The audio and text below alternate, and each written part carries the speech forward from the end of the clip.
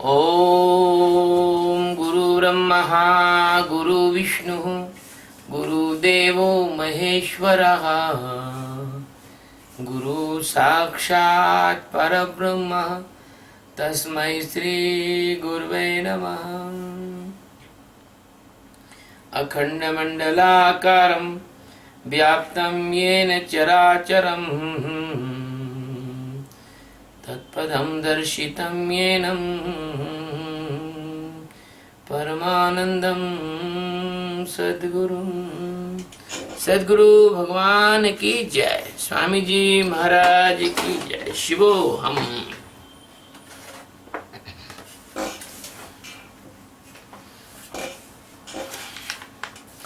आज का जो श्लोक है वो गीता अध्याय 2 का 65वां श्लोक है, 65।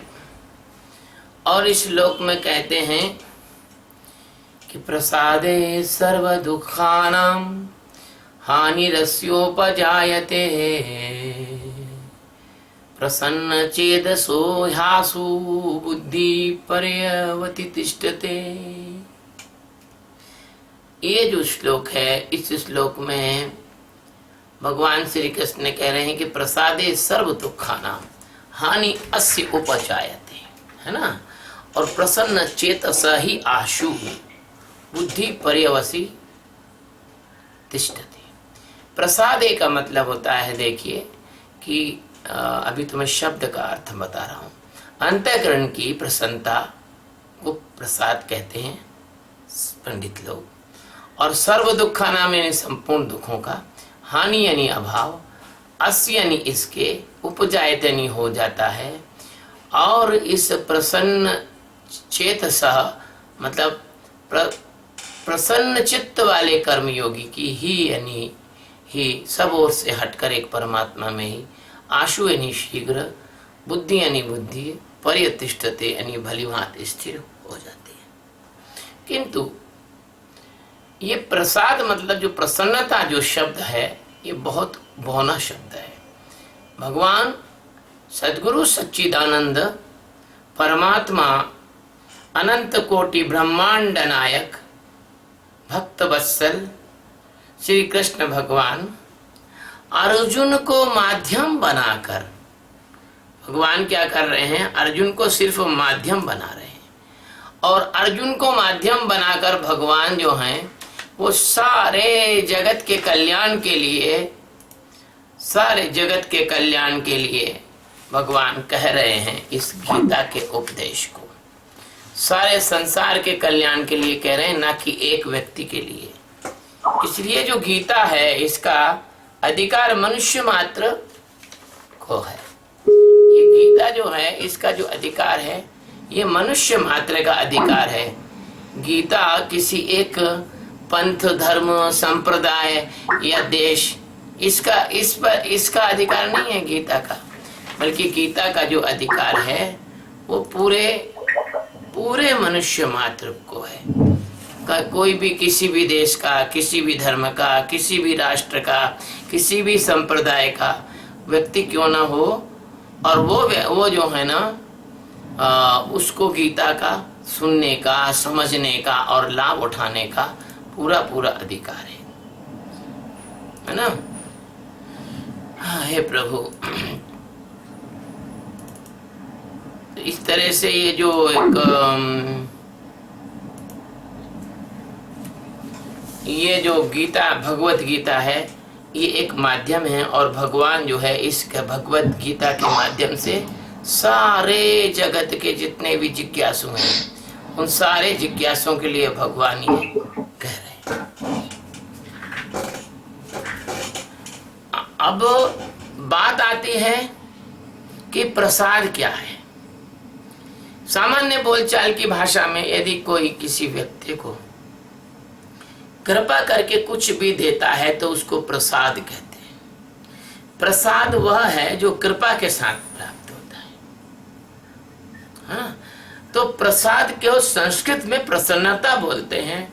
और वास्तव में देखा जाए तो यह जो है प्रसादे सर्व दुखा नाम हानि रस्योपजायते, यह ऐसा प्रसाद है, यह ऐसी अवस्था है कि जिस पर परमात्मा कृपा करते हैं उसको यह अवस्था प्राप्त होती है, सामान्य व्यक्ति को प्राप्त नहीं होती।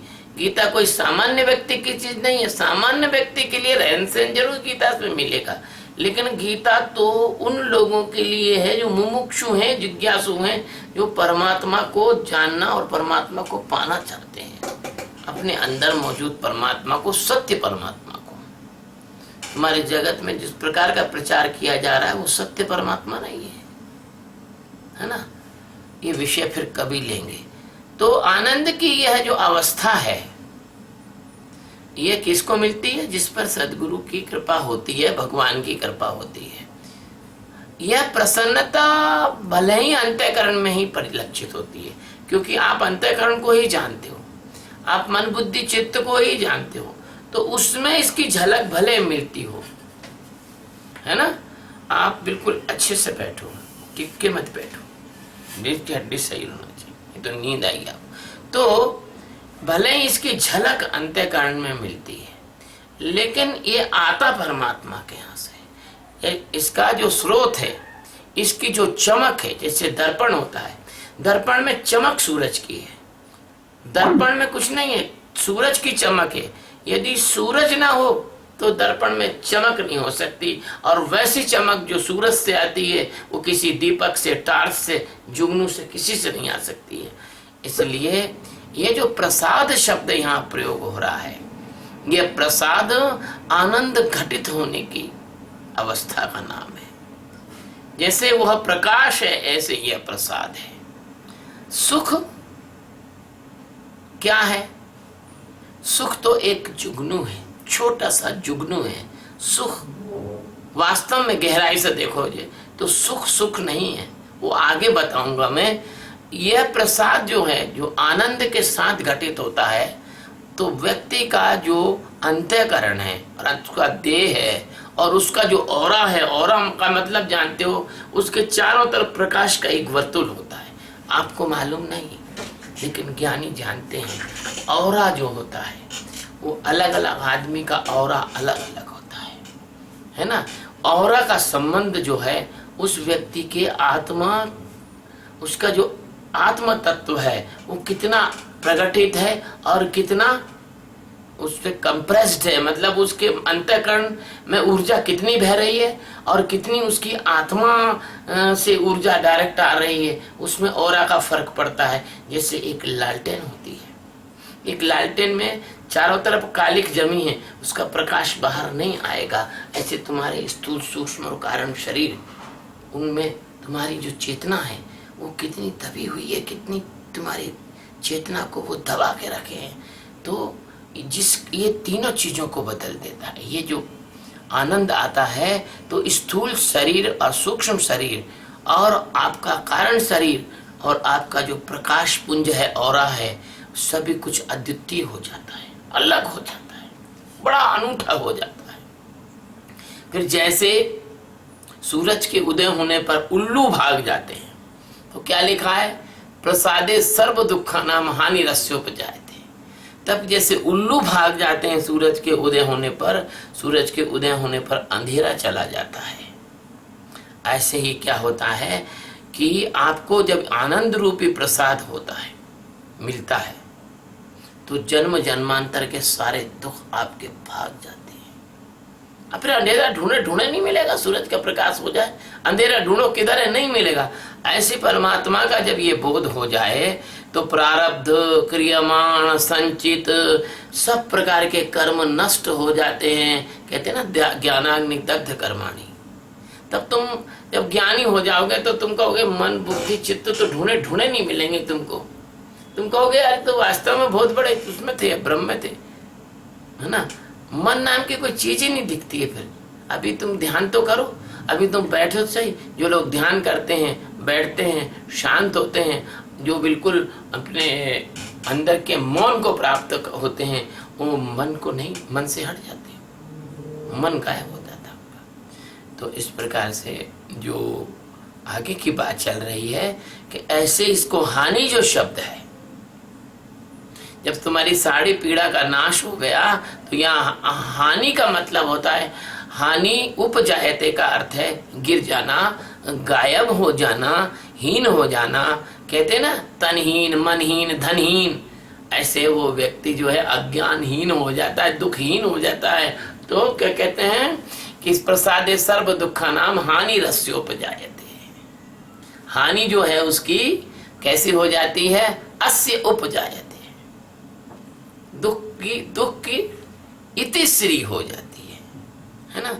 ये अंदर का प्रसाद है, ये तुम्हारा जो बाहर का प्रकाश है, ये अंदर का प्रकाश है, ये चैतन्यता में चेतन प्रकाश को भर देता है और सारे बंधन आपके कट जाते हैं। कहते ना कि बंधन दो काट मेरे सतगुरु भव जाल के, बंधन दो काट मेरे सतगुरु भव जाल के, सो हम शिवो हम तेरे बाकी दो कमाल के। भगवान सतगुरु अपने कमाल के वाक्यों से, ब्रह्म वाक्यों से, ब्रह्म के वाक्य से आपके अज्ञान को भेद देते हैं। जिससे बाण से किसी व्यक्ति के दिल में बाण घुस जाता है, ऐसे ही जो तुम्हारे लब लबेरिया वाले हैं वो एक दिल बनाते हैं, उसमें एक बाण घुसेड़ के रखते हैं, प्रेम का तीर होता है वो, है ना। ऐसे ही सतगुरु का ज्ञान का तीर, सतगुरु का ज्ञान का तीर सनसनाता चला गया और मेरे सारे ब्रह्म भेद मिटाता चला गया। ये भी भजन है।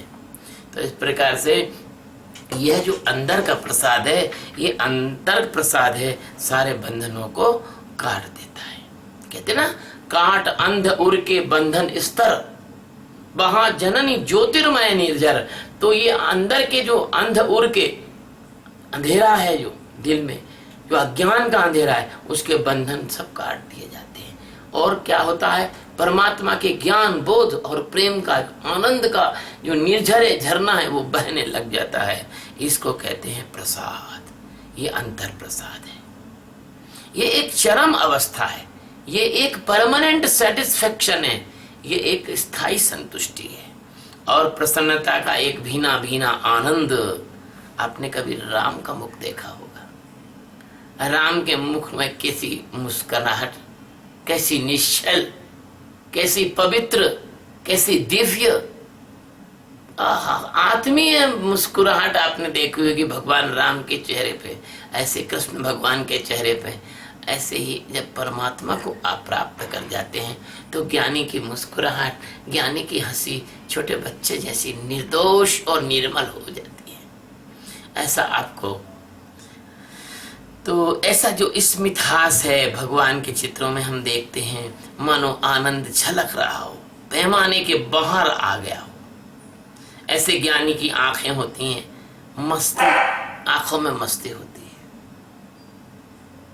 ये बेवकूफ है, मूर्ख है जो स्त्रियों की आंखों के बारे में बात करते। मैं कहता हूं भगवान के, कृष्ण और राम की, कि तुम्हारी आंखों की मस्ती तो जैसी किसी की मस्ती ही नहीं होगी। एक बार अगर कोई महापुरुष, ब्रह्मवेत्ता, ज्ञानी, सदगुरु किसी से आंख मिला के देख ले तो वो दे सकता है जो करोड़ों जन्मों में तुमने नहीं लिया, एक दृष्टि में, एक नजर में, एक आंख में। तो ऐसे जो है जीव जिसको जन्मों जन्म से ढूंढ रहा है, वो आनंद, वो समता लंबे समय तक ध्यान करने के बाद आती है। जब साधक अंतःकरण से मुक्त होकर लंबे समय तक भान और जागरण में जीता है, तब उसका पूरा का पूरा जीवन आनंद का महानद, यानी आनंद का महान झरना हो जाता है। तो जीवन के समस्त दुखों का क्लेश, धूल, धमास, मैल, कचरा, गर्मी, जलन, तृषा सब खत्म हो जाती है। आनंद के उस झरने में सब कुछ बह जाता है, सब कुछ बह जाता है, माया का एक तिनका भी नहीं बचता। और वो जब उस झरने के अंदर से जब खड़ा होता है तो शुद्ध ब्रह्म के रूप में खड़ा होता है। ये जो माया की बेहोशी, तुमने कभी देखा होगा? कोई बेहोश हो जाता तो क्या करते हैं? पानी छिड़कते हैं उसके मुंह पर। ये माया का की जो बेहोशी है, ये ज्ञान के और आनंद के झरने से ही टूटती है। अन्यथा ये टूटती नहीं। और फिर इस माया की बेहोशी के कारण अब मैं फिर दोबारा पलट पलट के कहूंगा, बार बार कहूंगा, जैसे किसी को पलट पलट के मारते हैं, दे एक के बाद एक, एक के बाद एक, ऐसे इस अज्ञान को पलट पलट के मारना चाहिए। तो आपको जिनको सुख समझ रहे थे, जब आपको ज्ञान होता है तब आपको पता लगता है कि तुम जिसको सुख समझ रहे थे वो दुख है, सुख नहीं है।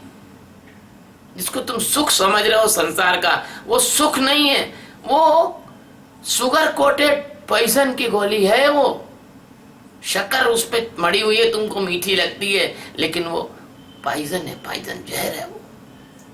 तो इस तरह से संसार के दुखों की पोल खुल जाती है, संसार के सुखों की भी पोल खुल जाती है। और चूंकि उनका जो मूल कारण है, उनका मूल कारण अज्ञान था, उसका नाश हो जाता है, अभाव हो जाता है। इसलिए कहा है कि प्रसाद सर्व दुखानाम हानि रस्यो उपजायते। हानि हो जाती है, खत्म हो जाते हैं सारे दुख, और जो सुख समझ रहे थे वो तुम्हें दुख लाने के लिए सुख आ रहे थे। देखिए, मैं इसके कई उदाहरण है, प्रवचन लंबे हो जाते हैं इसलिए मैं उदाहरण नहीं देता हूँ, लेकिन अब छोटा सा उदाहरण देता हूँ कि आप सोचते हो कि मुझे सिगरेट पीने में सुख हो रहा है, लेकिन वो सिगरेट पीना या शराब पीना, आप सोचते आहा जाम छलकाओ, तुम्हारे छल जाम और सिगरेट, ये शराब तो आपके लीवर को खराब कर देगी, तो मर जाओगे, लीवर का सोरोसिस हो जाएगा।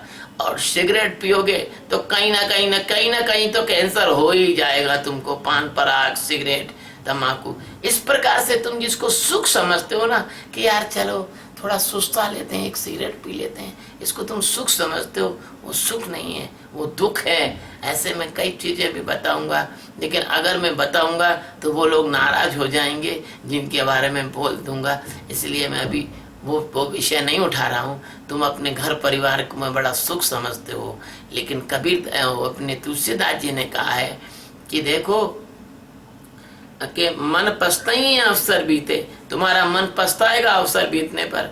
मातु पिता बंधु सुख धारा, मत कर मोह सबीते। इनसे मोह मत कर, मोह किसी से मत कर, परमात्मा को जान। और क्या होगा, अंतहु तोय तजेंगे पामर, जब प्राण निकल जाएंगे तब कहेंगे मिट्टी निकालो, निकालो मिट्टी को। कोई रखने वाला नहीं है तुम्हारे इस शरीर को, तुरंत जाके शमशान घाट में जला देंगे। तो तब तुम्हारी पोल खुलेगी तुम्हारे प्रेम की। गीत गाते हैं कि सो हम बोल शिवो हम बोल, सो हम बोल शिवो हम बोल, और तेरा क्या लागे है मोल, है ना। क्या करता जीवन की आशा, जैसे जल में पड़ा बतासा, दुनिया देती बुरी दिलासा, है ना।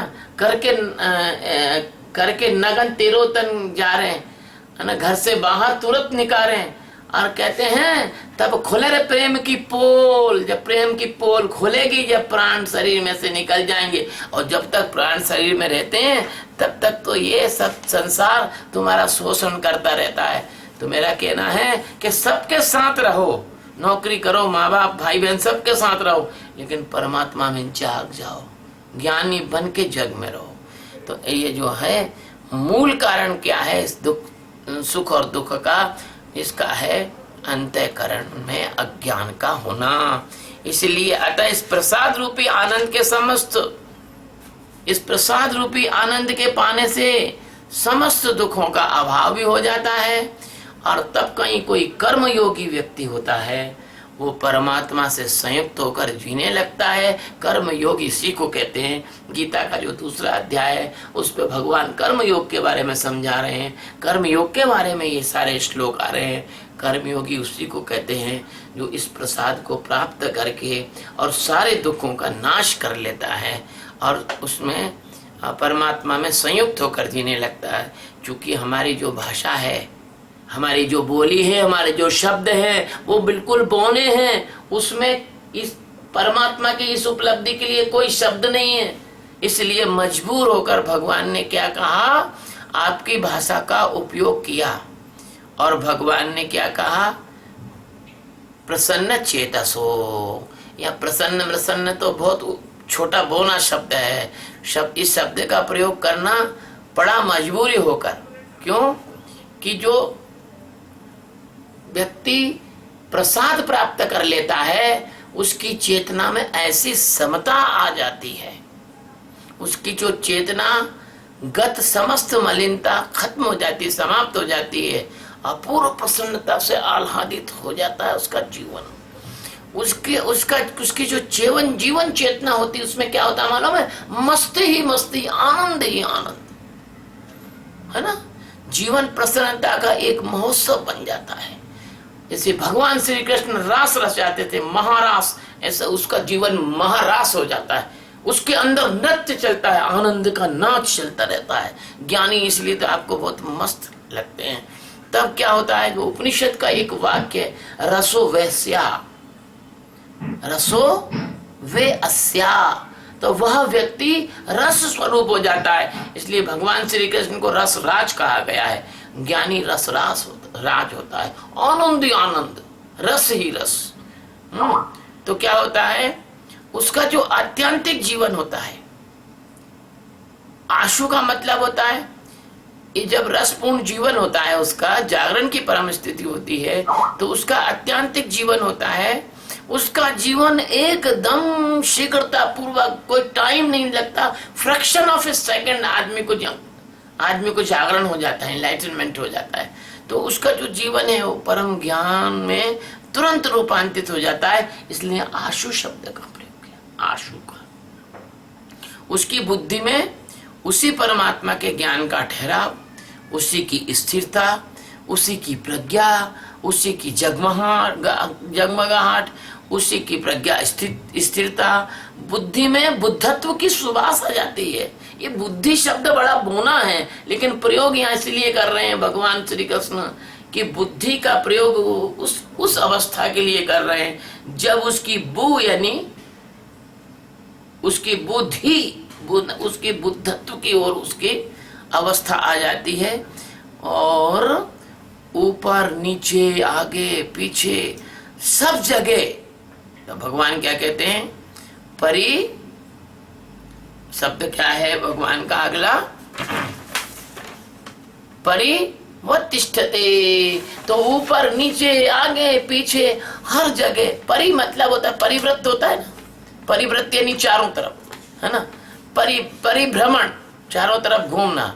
तो उसके ऊपर नीचे आगे पीछे सब जगह, जैसे कोई बड़े से बुलबुले में कोई बैठा हो, उसमें सब जगह सच्चिदानंद परमात्मा का बुद्धत्व और बोध और आनंद ही आनंद होता है, और उस सच्चिदानंद परमात्मा का साक्षात स्वरूप हो जाता है। वो जीवित ब्रह्म है, सतगुरु जीवित ब्रह्म है। तो मैं भगवान से बस आज इस श्लोक में यही प्रार्थना करूंगा, प्यारे प्यारे बच्चों, कि आप सभी को उसी परम और चरम इस जो चेतना का तल है वो प्राप्त हो इस जन्म में, इस जीवन में।